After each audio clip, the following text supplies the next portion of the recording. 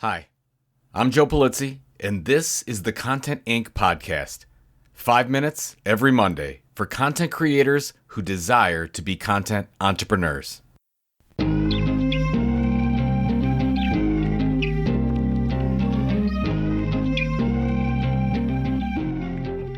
Typically with podcast ads, there's a coupon code used to track engagement. You may have noticed the Lulu ads on this podcast haven't provided any codes at all. That's because creating an account and using Lulu is absolutely free. On top of publishing for free, you're on track to earn more, as books are among the top 3 most profitable tactics to monetize your content. Turning your content into a printed book with Lulu has never been easier. Create a free account today at lulu.com. Hi gang, I'm recording this a few days before Thanksgiving. I'm hopeful you made time to be with your family and friends and maybe think of all those small things we're blessed with at this time of the year. I'm still thinking about the many presentations from the 20 Books conference I went to with my wife a few weeks back. Specifically, I had no idea how many authors were funding their book projects with Kickstarter. While some of these book projects were $5,000 or $10,000. Many others were in the hundreds of thousands of dollars. It was really impressive. To be honest, I always thought of Kickstarter as a way to fund businesses, startups, nonprofit giving, if you will. I didn't think about this as a way to fund a book or any other content for that matter. And that's exactly why I'm bringing this up. In general, when we think of monetizing our content, we think of how media companies are generally funded. We think of selling advertising or sponsorships, maybe putting on events, or perhaps affiliate marketing, or maybe selling ebooks or books. I've used all of these methods at one time or another, and depending on the circumstances, they've all worked relatively well. Here's another example.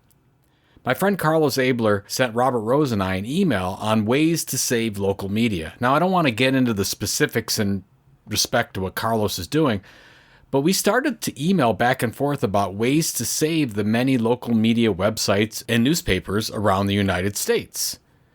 Robert and I have been talking about this for many years on the This Old Marketing podcast about the need to alter the local news business model from selling content, paid subscriptions and advertising, to selling their mission. To do this, a sponsorship would not look like a banner or a button or an email ad. It would look very similar to selling the naming rights for a stadium. Let's take Cleveland, Ohio. Our local news source in Cleveland is cleveland.com and the Cleveland Plain Dealer newspaper. I bought a newspaper the other day. It was about 7 total pages and cost $3. I have no idea how or why they support such a content product. At the same time, Progressive Field has the naming rights for where the Cleveland Guardians baseball team plays. It used to be called the Jake or Jacobs Field after the former owners, but in 2008, Progressive Insurance bought the naming rights for 16 years at a cost of $58 million or $3.6 million per year. Now, would a company like Progressive spend $3 million per year to have the naming rights for the local paper? I think it's possible. How much local journalism could that fund? Wouldn't Progressive want this kind of positive exposure? And how about Progressive's employees, most of which live in Northeast Ohio? Aren't employees our best marketers, and spending money is an investment in them and in their communities? Just to give you an idea, Progressive spent $1.73 billion on advertising in 2022. So $3 million is simply a rounding error.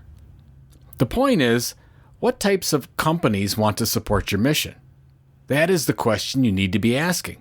Of course, this is not easy to do. It takes time to make these kinds of relationships.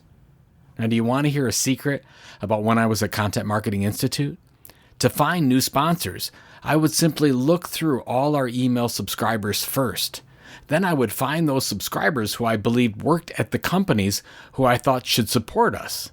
Now, many times the person wasn't the right contact. They weren't in charge of advertising or sponsorship, but they championed the cause for us, made the intros, and then bang, sponsorship engaged.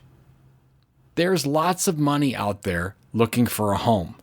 Maybe we should start thinking a little bit differently about how we can go acquire some for ourselves to support our content businesses. Until next time, good luck with thinking different, and I'll talk to you next Monday.